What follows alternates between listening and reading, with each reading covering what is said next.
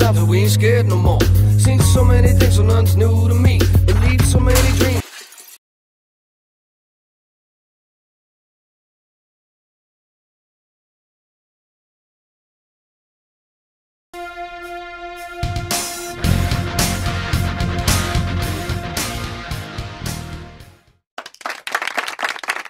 If anything happens, you say anything, whatever you want to edit out, just let me know and I'll take it off later. Listen, I'm an open book, brother. That's what everybody says. But anyway, maybe one word slips out, whatever. I don't care. I just like to say that because I don't mind taking stuff off. But I will forget to hit record and we'll talk for an hour and then I'll go, oh, shit, man, I forgot to hit record, you know? So I'd rather just hit it and record everything and edit stuff out than try to hit record and pause and all that shit. So yeah, I mean, listen, bro, I mean, I'm sure we'll probably shoot the shit and you know, and if I do a lot of these and I'd rather, believe me, it's like there's always set questions, whatever, we always end up just talking. And right, that's what I do. I don't have nothing set. I don't have anything ready to go. We're talking wrestling. That's what I do. The main topics is going to start, we talk about balls and you, Jack, my experiences, and I'm sure from there, we talk about wrestling, Right. We've probably been through the same amount of people. Right. And like I said, if you want to do something like just on your career, we can do that, We can even go that direction. Yeah, man. I mean, I'm sure we'll probably learn from each other. I'm sure we probably cross paths at some point. And 20 years later, we're brought together, That's what I'm thinking. The way, from what you were hearing, I'm sure at some point in the locker room, I was walking around the ring and you were, you know what I mean? Yeah. Because I was around, you were around, so it's quite possible. Yeah, I got my little one's sleeping on the couch, but he might come across, he might walk around. So if you see somebody walking behind me, it's the mini beast. That's fine. All right. So, Balls Mahoney, how did you first meet Balls Mahoney? Oh. Balls Mahoney, I mean, obviously, my trainer was Jason Knight. He was an ECW original, and he had a school in Waterbury. And, back, that's early 2000s. And ECW was still fresh, even though it was on the last run when I came into the business. So when ECW went out of business, Jason was bringing in all the ECW guys. So, and that's the era where, I came from. And like I said, ECW was still fresh. People still wanted ECW, knew the talent still. And at the time, Jason had the school in Waterbury, and he was started doing TV tapings just for us students, just to have, for the local access TV. And we would have 2-3 matches, whatever, on a Friday night to get ready for Tuesday night TV. And it was me versus he set up it was like a three-way hardcore match with me, Ron Zombie, and a friend of mine. We ended up tagging Pat Gunner, and the surprise fourth guy in the match was Balls Mahoney. And that was my first time meeting him, getting in the ring with him. And I guess the night before he had a match. I don't know where the hell he worked. All I remember is he had this freaking chunk missing out of his forehead from all the gigging and stuff. And he still had a fresh gig there. And he was like, just open it up. We started working him. I have it on video somewhere. Videotape. I don't know if anybody still has any of those VHS. But oh, I do. I got plenty. Believe me, that's what I'm been putting up. I got lots. Yeah. I mean, we had a good match. I mean, I took a couple bumps from him. He gave me an elbow or whatever. I don't remember the ending and stuff. But that was my first interaction and time meeting Balls. And he's come to train at the school a few times. And I ended up having like a 10-man hardcore match where he was on my team. I was like the surprise 5th guy.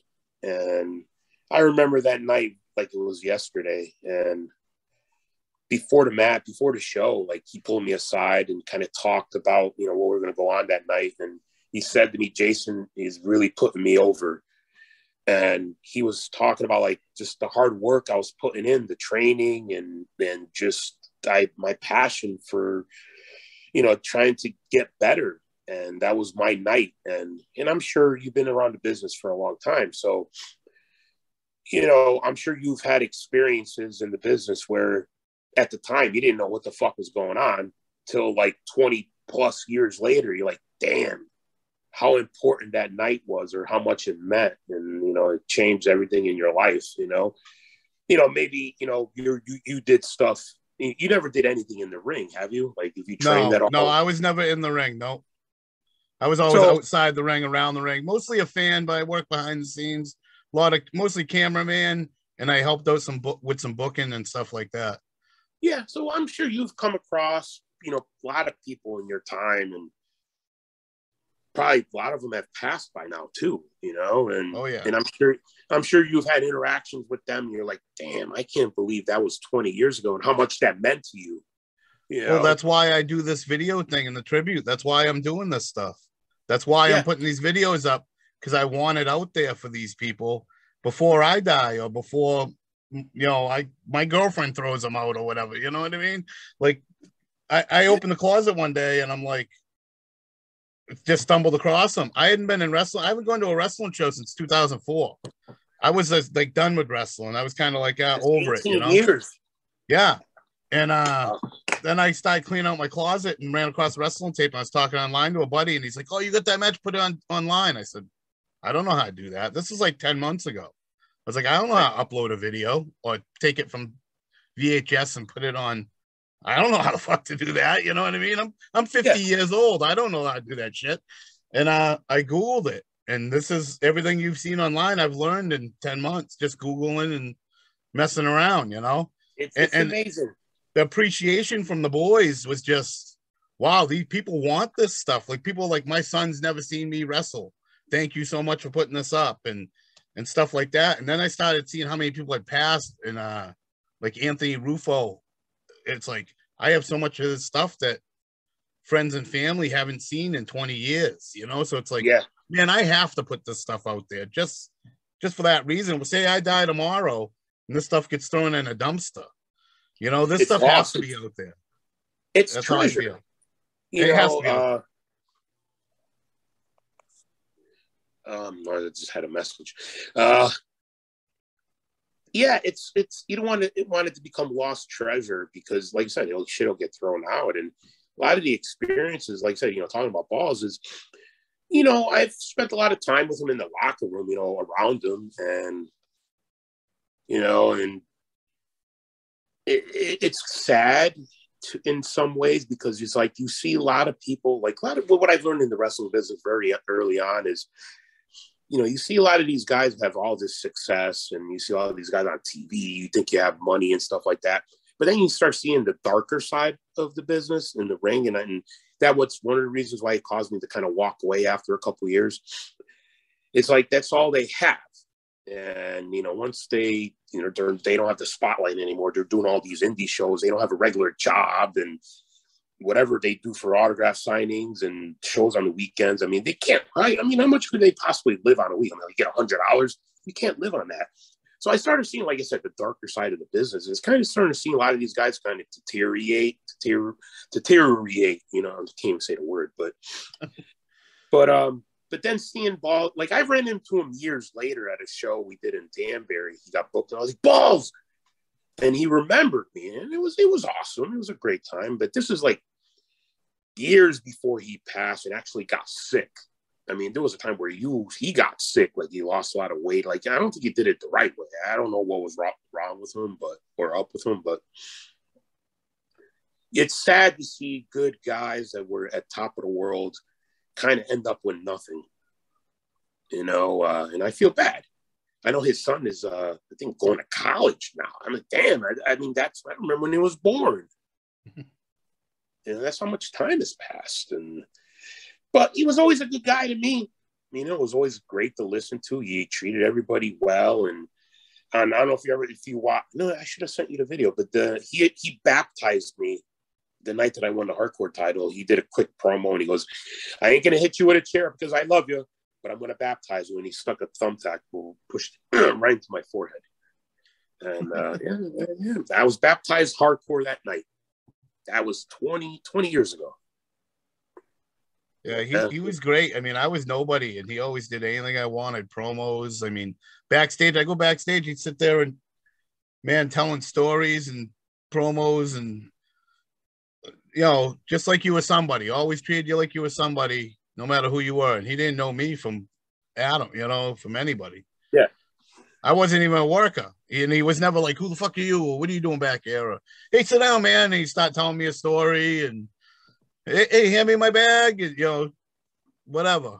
Want promo? Sure. Let's go over here. Let's do this. No, you know what we're going to do? He'd have some big story, I know the perfect spot, and we'd have to go out, and he'd have it all laid out. He was great like that. From what I experienced with a lot of the ECW guys that's how they all were. They were very, I'm not going to sit here and say, all of them, I didn't get to meet all of them, but just from the guys I met. I actually worked Danny Doring, and it was his first match in ACW. There's the match me and him is on YouTube. He put me over to Chris Chetty because I remember Jason bringing Chris Chetty in, and he was like, he's a good, he's good because they knew me as Jason, one of Jason's top students, and I met Chris Hamrick, Kid Cash. I had a match with the tag team hardcore match with New Jack. One of the only, I definitely got New Jack that night. I could actually say I got fucking New Jack by, the original. Doing a tribute on New Jack too the following month. So yeah, take any stories on him or anything too. The only interaction I really had with him was that night. I did do another show with him that night that I got my ass handed to me. He got on the mic and he goes, "You got your ass beat like a black man got his ass beat in 1980 or 1887, something like that." I don't even know if you can even hear it on the video. Again, it was from VHS, and you got to kind of uploaded it from there. And then I went to the back after, and he was like, "I don't know what did you do to get your ass whipped like that?" And I looked at him, I was like, "Dude, I'm getting married in 2 weeks." So I asked for time off. But out of everybody that's, that got my ass handed to me that night, he was the one that stiffed me the most because they put a table on top of me, and my friend, Zombie, came off with a leg, barely felt it. Next thing you know, I'm just laying there. I felt something just right in the middle of my back. Dude, he jumped off the top rope and body splashed me with his whole body. I didn't know how big he was then, 280. Right in the small of my back, knocked the wind out of me. I was done. But he was a good guy. He treated me with respect. I treated him with respect, and he was cool. Ever since I met him another time at another show in the Massachusetts for Powerhouse Pro. Is that Chris Sotaro? Have you done anything with him? No, I know the name. That's about it. I don't know him. Okay. He ran more of Worcester. That was the last time I saw him. And this was, about 10 years ago. And said hello, and that was it. Those were my only two interactions with him. I got my ass handed to him, and hey, hello. Yeah, it's quite a bit in the Worcester area. I don't know much about the Worcester area. I hear about it because the guys from here went there a lot. So right. I hear the stories and the names, but I didn't go there. They'd always try to get me to go there. I was like, nah. There was so many shows in this area. I never really had to leave because every weekend there was a show, Yeah. Man, you think how India is now. There's freaking shows all over the place. There's 4 companies starting to run here just in Connecticut, but a lot of them are starting to look the same. Yeah. That's what I'm seeing from a lot of the guys. They're starting to use all the same talent. And I'm like, dude, you guys are all starting to look the same now. But, the only got Northeast is the only one that's kind of bringing in all the top guys and the top talent, all the names and stuff like that. But, I don't no longer work with them. So it's been 3 years. But, yeah, I've done a lot. I've done a lot in my career, and I'm very grateful for that. Come through, we got the passing, Scott Hall, I did one show with him. I got a picture with him, and I did an autograph signing with him once. So, just like you, I know you'll understand. It's like you come across these guys and it's like, damn, it's like, man, I met these guys 20 years ago, and the guys we grew up watching, now I'm sharing a locker room with them, and or actually been in the ring with them. And yeah, not many people can actually say that. And I can. You know, sometimes I say, people don't know the life I live outside of my normal job. You know, it's like, come to me on a weekend to a show or something, or me just walking out in public. Doesn't happen as often, but people do recognize me, and I like it. Don't get me wrong. It strokes my ego a little bit, but it's starting to dwindle. And that's just my career. It's like, I know it's coming to an end at some point. And, you know, I'm happy what I've done in my life. I don't think I would have done anything different. I wouldn't have done anything different in the past 21 years.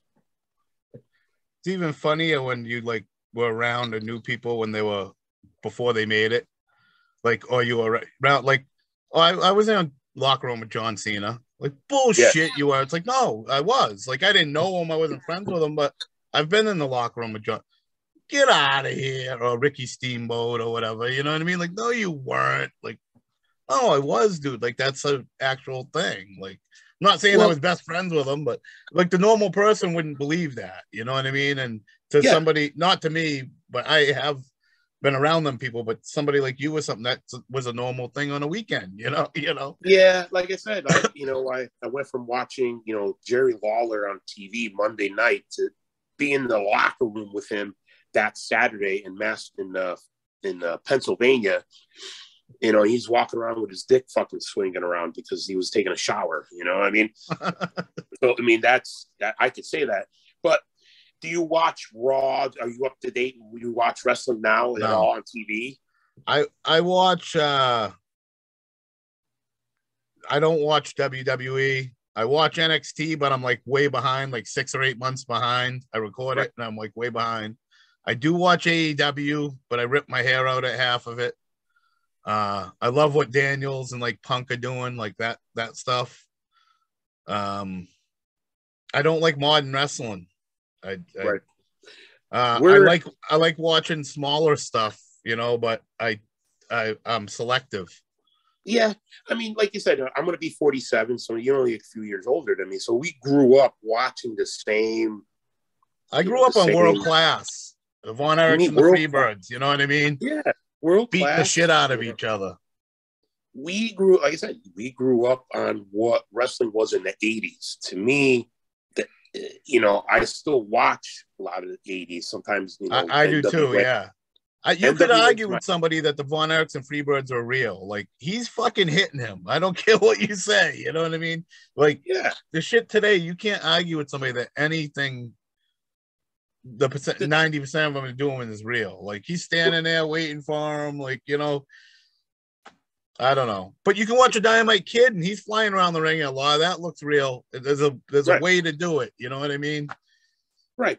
Well, what's missing for me in what wrestling is today is a lot of psychology, story. Exactly. Yeah. And a lot of the indies are starting to follow that character connecting with a character. They don't even connect with characters anymore. And that's why I kind of feel like where I'm at in my life, my career, like I'm kind of starting to feel like I'm starting to get trying to get pushed out. What I'm trying to like I'm in the best shape of my life in my career, where I'm trying to get as much in now because I'm 21 years in with a few years off. My goal is to hit 25. My goal is to hit 25 because I'll be 50, and that's when I'm possibly probably going to like, all right, that's it, because I'm already starting to feel it. But I forgot where I was going with this. There was a point I was going to make. Shit. Well, the days of the grandma sitting front row clapping, let's go, Carrie, those days are gone. Yeah. Of the fans where you had family like that going in, being there. And that feel to me is missing. No, but you can still, I believe you can still get this is a bunch of shit. This is all fake. But wait, that guy, them two might really be mad. You might get that second of somebody's mad at somebody, or it went too far. Yeah. You know what I mean? Oh, this went too far. Like, all this has been fake. So, You know what I mean? That split second of somebody went too far. Somebody's really mad now. Yeah. It's hard to get, but somebody could get that. What started it all, what I, like I said, what I believe, like, how, like you say, ECW kind of jump started the Attitude Era. ECW made WCW up their game, WWE at the time. To me, I think Ring of Honor is what kind of made, it was like the alternative, and it's what made what's wrestling starting to be now, which is spots. Yeah. Beating the fuck out of each other, no story, throwing everything out in the ring in one match, kind of not leaving anything. It's like to me, nothing excites me. Like, nothing today in wrestling excites me because, it's like you see shit and it's like, I've already seen this. It's like, how many times you're going to do the same thing every match? I'm like, listen, we all have signature moves, but, like, you got guys that use, 2-3 moves. I do the same thing now, but it's like it's the same thing because everybody else is doing the same shit. So it's more of don't get me wrong, I'm not disrespecting like the athleticism of people because I'm not going to criticize anybody if I can't do it, but to me, wrestling's not entertaining anymore. Like what we grew up on. It's a TV show. It's not a wrestling match anymore. It's a commercial. It's infomercial. To buy this shirt, buy this. They're just trying to sell you stuff. That and pretty much a Monday Night Raw has become a pay-per-view. Like what you get on a pay-per-view, you're going to see on free cable. I mean, think about that. They're trying to make every match, every week, the biggest thing. And they're trying to do it every month. You can't do that. You can't. There's no build-up. There's no suspense. It's just constant. The top, main event all the time. You can't sustain that. Yeah, but they don't drag out storylines. They can last 6 months. I mean, the last time I think they did that was with Cena and The Rock.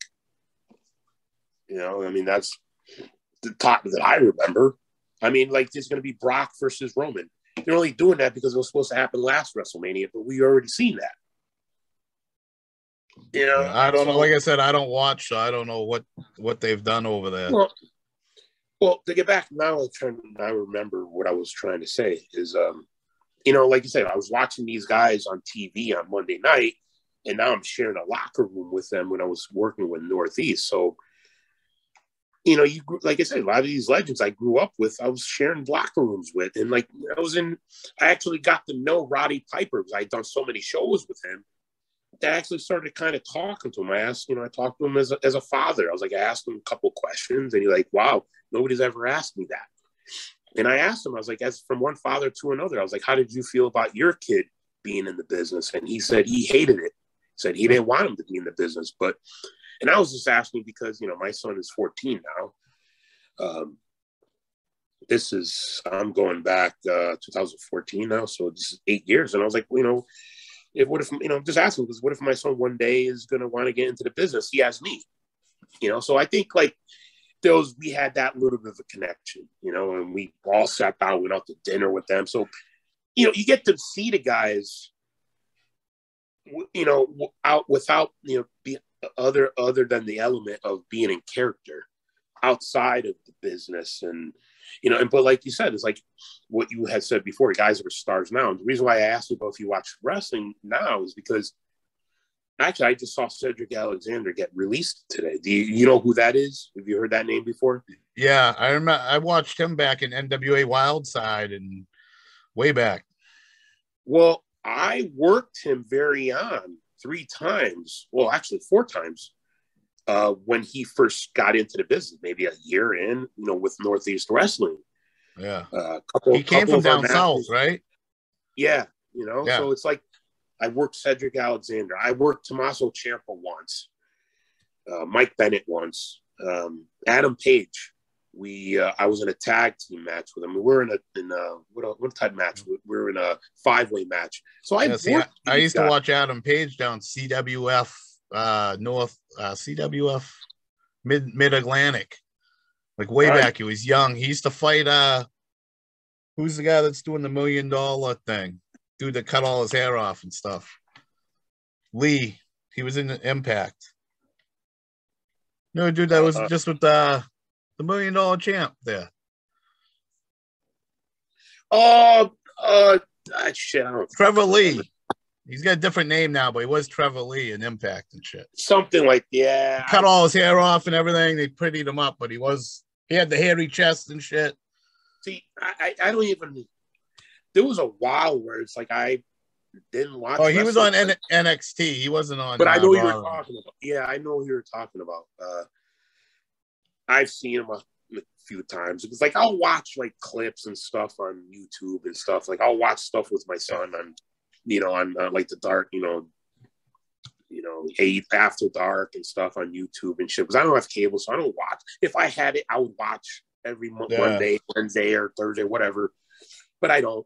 I just, just like I fell out of. Talk about pay-per-view every week. That's what they're doing. They're like throwing everything at the wall. It's like chain match, strap matches every week, cage matches, fucking blood and guts and chicks doing blood every week. It's like, it's not blood every week, but it's anything, whatever they're doing, tax. Yeah. It's just shock TV every week. It's like constant. It's incorporating 12-man matches, whatever it is to shock you, Yeah. I mean, I applaud it, like there was something I said about a month ago. I said, I'm happy where the business is, like, that it's flourishing, even after I'm gone, it's going to burn out though, quick. He's going to burn everything out so fast. And, and part of me is envious because we didn't, me 10 years ago didn't have these type of opportunities. What's going on now? You got guys that are, get opportunities on TV. They're a couple, 2, 3, 4 years in, whatever. And, I didn't, like I said, I didn't have those type of opportunities. And it's like, people tell me, oh, it's never too late. Because I tell them I'm 46, guys are 60 still doing it. I go, that's different. I work a full-time job. It's like even this morning I was walking into work and one of the ladies said to me, she was, how hard do I get hit? Because I was limping, and it was rainy this morning and my knees hurt. And I'm like, listen, I was like, people always say, oh, you got to stop wrestling because you're hurting, your knees are hurting, your back. I'm like, you can't compare 8 minutes or 10 minutes of entertainment, twice a month to 50 plus hours of work a week, where I'm on my feet all day, Right. But I'm definitely feeling the aches and pains, no matter even after the weight loss. I'm still feeling it. But like I said, the opportunities weren't there, and part of me was scared of success because I didn't want to be an absent father. So I made a choice that I stuck to my priorities and wrestled locally, and I stuck more in Connecticut at the time, and so I was still able to provide and be here for my kids and be a family man. It was now that my kids are grown, my son comes with me to some of my shows if he's with me. And now that I'm trying to get myself a little bit more out there, and I just want to do it all now because the time's coming. Can't do this forever. I just I know if my career were to end tomorrow, I'm happy. I've done what I wanted to do. Nobody can take that away from me. Just like you say you shared locker rooms with John Cena. Fuck, I got put over by Ric Flair. So these are stuff that I am able to talk about.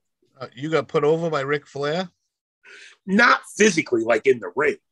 Right, right. But let's hear that story. It was, I had just started working with Northeast. I've told this story 1,000 times, and I'm like, it doesn't get old, It brings goosebumps. So I had just started with Northeast Wrestling. I've just done a couple shows, and with Northeast to me was WWE because he runs the production the same way. It's big time. It's the biggest independent company you want to work for. He draws thousands of people, and they were running Bristol, Connecticut, the high school, and they had Flair as the headliner. That's when I met Nash also, and Kurt Adonis. Does Kurt Adonis ring a bell? Yes. Yeah. Okay. I don't know him personally, but I've seen him wrestle many times. Yeah. he helped me, put in a good word for me and got me in. And he said to me, he goes, listen, just because you're not on the show doesn't mean you're not part of the company. He goes, just help out, whenever, wherever you can. So I helped out with merch. I helped set up and do whatever. It's teamwork.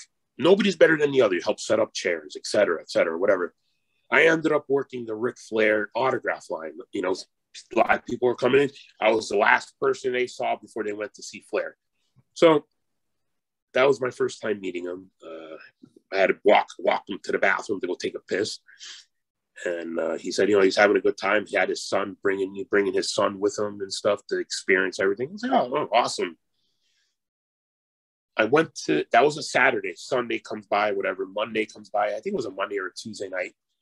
I was at the gym. I get a missed call actually a text. Sorry. I get a text and it says, hey, call me. I was like, all right, call. It was Mike. It was Chris O'Brien, Mike O'Brien's brother. He's Mike Lombardi now, but I called him back and he says, hey, I got some dates for you. I'm like, all right. Gave me the dates, wrote them all down. I go look at the flyers on the show and went on the page and stuff, look at the shows. Here, I'm starting to tour with Northeast Wrestling now. And the first one was the one, with Jerry Lawler, Mankind. That was in Pennsylvania. The following weekend, Friday night was in Newburgh, New York. Saturday was in Rockland, New York. Both headlined by Ric Flair. I was like, all right. I'm like, okay. You're right. So, we did the show in Pennsylvania. Come to Newburgh, I was in a 8-man tag. And it was me, Caleb Conley, the Man Scout, and I forgot who else was in the match. Versus the now Frankie Arion and Reed Flair. Reed Flair was in the match. Okay. There was a battle royal before the show. Anyway, we got done with the match, going to the back, and here Ric Flair fucking pulls all of us aside in a little, in the back of the locker room, and starts critiquing all of us. Like, he starts critiquing everybody, telling them what they were doing.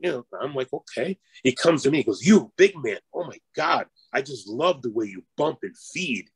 I'm like, wow, I'm getting praised by God over here, So, we ended up leaving. We're going through the walkway. I was like, thank you, Rick. He goes, oh man, here. He goes, hey, listen, you're a big man. I just love the way you bump. Okay. That's what I remember about that. Following night, we're sitting in the locker room. Goes through everybody, introduces himself, and I'm like, you just met me yesterday. Whatever, you're Ric Flair, So, Matt, the night's going on. The show's about to start. He pulls me by my hand. He goes, here, come with me. I'm like, okay. I follow him. He goes, he wanted me to work with his son in the battle royal. He goes, you do whatever, and I'll get him over. And I'm like, well, I'm going to be going out early, right in the beginning. He goes, oh, okay, I'm so sorry. I'm like, no, I'll still work with him. Got into that fucking ring. I'm eyeballing him. I'm eyeballing Reed Flair. And I went right after him. I let him chop me and stuff. I got it on DVD. Nice. Okay, so did our match. We had a 6-man that night. Do our 6-man. And the same thing. Fucking Flair pulls us all aside in the fucking room, in the corner of the locker room. Critiques everybody. Comes to me. Doesn't even say nothing to me. He left me out. Didn't say nothing to me. I was like, okay, what did I do wrong? I'm saying to myself, okay, now I'm starting to get nervous.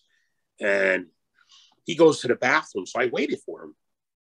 I go, hey, Rick, you critiqued everybody. He didn't say nothing to me. He goes, oh, you. Oh, my God. Because if I had something to say bad about you, I would have told you. He goes, I'm surprised they don't use you better. I'm like, wow.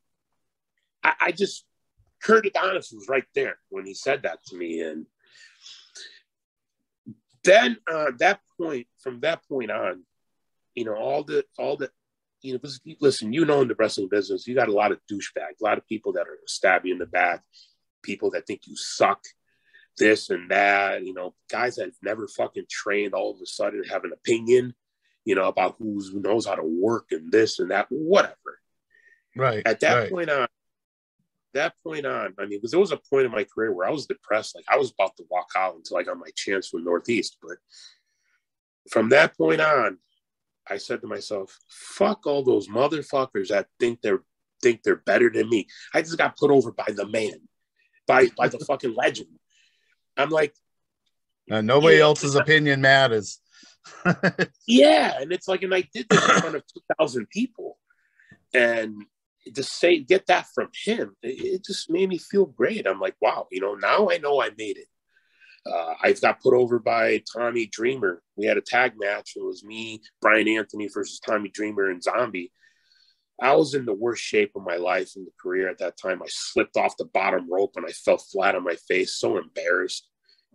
That was the last time I saw Tommy Dreamer until I worked a show in the Mid-Hudson Civic Center in New York.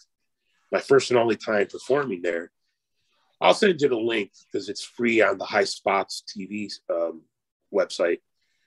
And that was where I worked Adam Page. It was me and a guy from Maryland versus Santiago and Adam Page. And the match was good. After the night ended, I went to Tommy Dream and had him, you know, because I'm still a mark. I had him sign a figure for me. And he goes, I'm definitely impressed with you. He was definitely, much, I forgot what he said exactly, but I'm getting old. He goes, you surprised me. He goes, you much better tonight. He said, you definitely stepped it up from the last time he saw me. And he loved my finisher, my move. He goes, oh, with that, yeah. He said he wanted to take it. Yeah, so I mean, these are stories that, like you said, I mean, you know, normal people ain't gonna believe us. They don't know. And I always say, I'm like, man, you guys don't know the shit that I've experienced. And right, but they also got to get out there. That's why I like doing this stuff too. Because like, how are they ever gonna get told to get out there?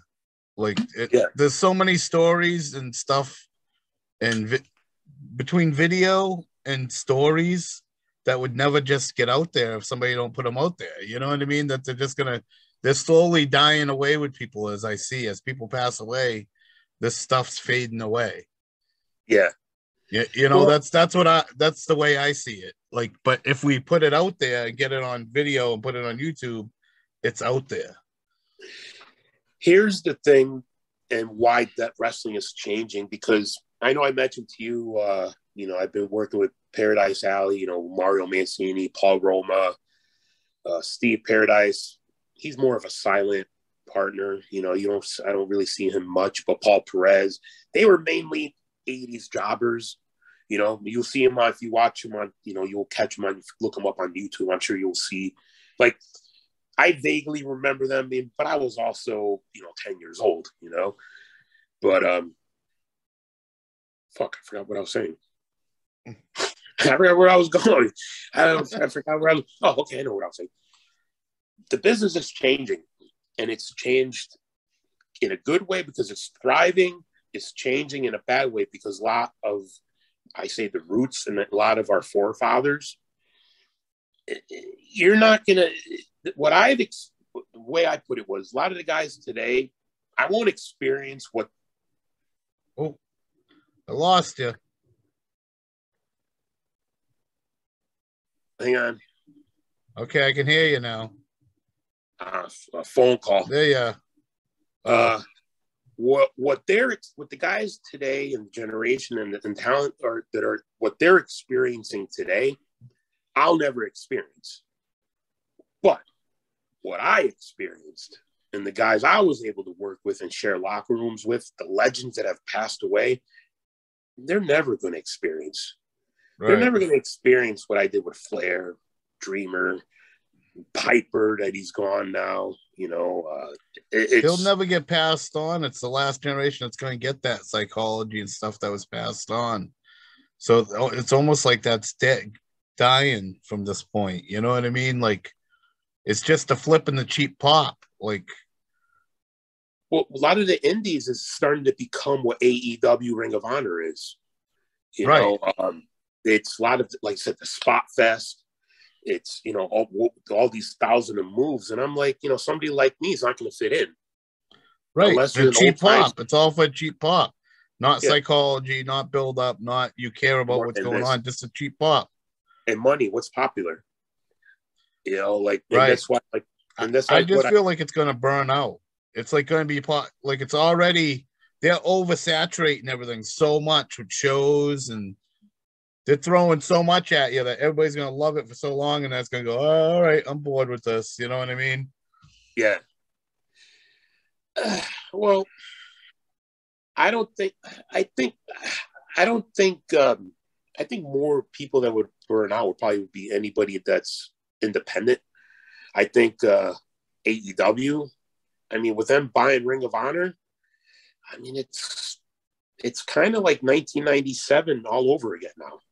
Well, I mean, You know, the fans watching it are going to get burnt out watching it, like get sick of the flips and the cheap pops, and the young guy, after so the long older, of the same thing. when they start getting older, I think a lot of the kids today, yeah, I mean, they might grow out of it. I mean, I'm still a fan of the Attitude Era. You know, I mean, it burnt out, but I look back, I was like, damn, that's when it was edgy. Yeah, well, I just mean the flips are like the same thing over and over and over and over. After you've seen the moves 100 times, they got to keep outdoing themselves, and they're to a point where they can't outdo themselves. So you're seeing the same thing. Well, you know what I mean? Well, rewind yourself back to being 15 years old. Our mindsets are different. Like we would have a different opinion then. Right. You know what I mean? We wouldn't. Right. But like you said, they're going to grow up, and the new 15-year-olds have already seen it when they were 12. So I don't know. We'll see. I just feel like it's going to go its course. And they're showing so much of it. Ain't like it's 1 hour a week or 2 hours a week. It's like 17 hours a week now. You know? And now, like you said, he bought Ring of Honor, so he's bringing another hour on. And it's just like more and more of it. Well, this is what I tell the students, especially when I was training a lot more. That's the part I miss the most. And because that's where the work gets put in. And that's where I put in the most of my work. I've probably trained a lot more than I've had actual matches. You know, I mean, you would wrestle one match and it takes you, all week to get ready. So like, I would train Tuesday, Wednesday, and Thursday night. I was, or Monday, Tuesday, Thursday night. I was having 3 matches a night. That people don't count that. And that's where, just to get ready for 10 minutes on a Friday night or a Saturday or anything, that's where the work gets put in. And I would tell the kids, I'm like, listen, stick to your basics, get your basics down, always work on your basics. Right. And that's what my advice would be like to, the AEW and anybody else is stick to your basics. A lot today don't have basics. That's the problem. How many today can throw a work punch? I don't know. I mean, you watch AEW, there's not many that can throw a work punch. I'm going to tell you something about that too. When me and Von Schmidt, well, he goes by Von Schmidt now, Pat Gunner, I had my first match after 3 weeks. It was terrible looking back. I started on a Wednesday night. He started on a Tuesday night. So Jason, our first night of training, he would have us watch. We watched our first night. So my first night of training was watching, which was Pete's, second night was in the ring. So after about a couple weeks of training, they had a show coming up. We're like, oh, yeah, we're going to be on the show. He pulled us aside and he goes, hey, listen, we got a show coming up, but you guys don't know how to, kick and punch. And so, let's help out and stuff. I'm like, all right. So me and Pete looked at each other. We got in the ring. We started kicking and punching each other. Next thing you know, we're on the show. Because we were just naturals. And next thing you know, we had a spot that we worked on for fucking 2 weeks in the super fight. Maybe it was like a 2-3 spots or whatever. And, but like I said, like you kick and punch. I mean, to me, I kind of, if I could describe my punch, I probably mimicked a lot after Stone Cold.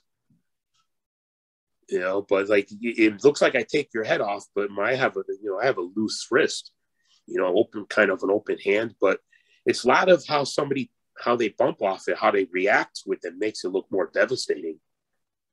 You know, not that I haven't not stiffed anybody. We've all, you know, stiffed somebody, but you're right. Not everybody knows how to kick and punch and the right way. The basic stuff. Well, now it's all the forearms and the elbows, you know. I literally almost got knocked out a year ago by one of the guys at Paradise Alley. The match is on YouTube when I worked Talon King. I forearmed him and he forearmed me back. The first time I actually literally lost my balance and like kind of was dazed. I went down. I wasn't out, but I knew where I was. It was just some cobwebs I had to shake off, and like he came above me, and as soon as he got above me, I saw the opening and I forearmed him back. But I didn't sniff him. It sounds like I did, but I know how to do that without killing somebody. But that's how much the business has changed. But you know, to make it look real, it has to feel real. It has to be real. Snug. It has to be snug. But There's a difference between being snug and stiffing somebody. He caught me good. He caught me like just perfect, and it kind of just rattled me.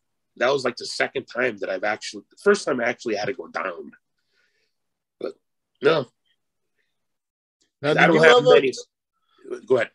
Did you ever cross paths with Nemesis and Jamie Payne, a couple guys I know from down here? Yes, back in ECW. You know, Jamie Payne, he was my tag partner when I wrestled, when I worked Zombie and New Jack. Yeah, I mean, I know he's doing good now. He's like a lawyer or something, but he's somewhere around. Jamie Payne's a lawyer, yeah. Yeah. Nemesis, I haven't seen him since the days of ACW. They were called the Mutilators. Yep, the Mutilators. I still talk to Nemesis. I'm in contact with him. Okay. Tell him I said, you know, he remembers me. Okay. I'm doing a documentary on Primal Conflict, so Jamie won't do it because he's a lawyer now. So he's kind of like, he talked to me. He's like, oh, good luck with it. But yeah, I can't have nothing to do with that. I'm like, he didn't tell me he's a lawyer, but I think that's why. You probably don't want clips of him on fire, you know, because he was set on fire when he was there and stuff. So yeah, he was crazy. Yeah, he was. But what memories do you have of them guys? Any stories or memories of them? Really nothing much. I mean, I know they worked Balls and Zombie. They were hardcore. They were crazy. Yeah, I know they did they were my boys down here. The main two guys I used to film down here all the time. Yeah, I mean, other than that, like that was my only interactions with them. You know, not much. I was young. In the business. I mean, I wasn't young. I was like 26, 27, but yeah, Nemesis was too. He was young at that time. Jamie was older, but Nemi was young. Yeah. The last time I saw Jamie Payne was, I think I went to a concert and Zombie was there, and that's where I saw him. I'm talking about 15 years ago, though. This is maybe before he became a lawyer. But I know he's like slimmed down. He's like, don't even look the same. Were you there when they did the cage match and Nemesis got lit on fire and took the Balls Mahoney chair shot? Yeah. Oh, man. Yeah. He told me he was going to do that. He wanted me to come up and film it. I'm like, I don't want to see it, dude. I don't want to be there. You're going to be in a cage and set on fire. You can't even roll to the outside. I said, I don't want to be there. He goes, I'm going to outdo Jamie. I want to be on fire 5 more seconds than he was. I said, I don't want to see it. I was 3 feet from Jamie. Have you seen the footage of Jamie? It's on my page. Holy shit! I was 3 feet from him, dude. It was scary. He was on fire, like burning. It wasn't planned. Wait, but you're talking about one for ACW in No, I'm talking about for Primal Conflict when Jamie got put on fire. And then Nemesis did it Nemesis did it in return in ACW. Okay. In the cage. Right. Yeah, that was the return thing. He wanted to do it for longer than Jamie. Oh, okay. To go, I did it longer than you. And I was like, dude, I don't want to see it. I'm not coming to Connecticut to see that shit. Yeah, that was a long time ago. Wow. Yeah. Yeah. Like I said, not really much interactions with them other than that. I mean, back then I just kept to myself. You know, I Did mean, you it's know, not like how it is now. Did you know DC Dillinger at all? Handful of times I met him. I know he passed. It was about 10 years now, right? Yeah, he passed a while ago. I'm doing a tribute on him too, so I didn't know if you had any memories or Yeah, stories of him. nothing with him. Hey brother, what's going on? You know, that was it. He used to hang out with Slick and Eddie Edwards, and you know, I worked Eddie Edwards once in ACW. He was young. He had blue hair then. He was, I don't know how many years in, with Nicky Rocks. Man, those were some names. Remember those? Yeah.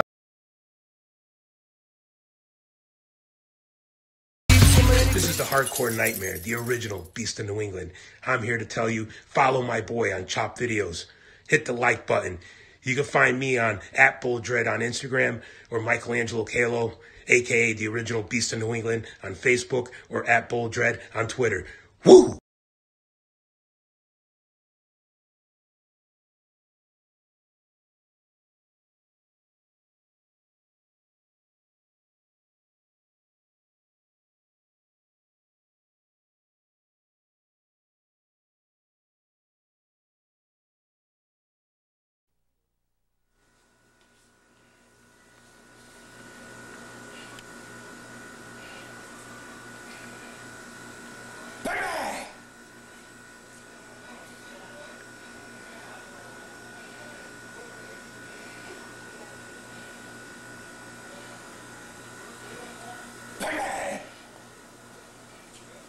Trying to say, watch the New England Independence.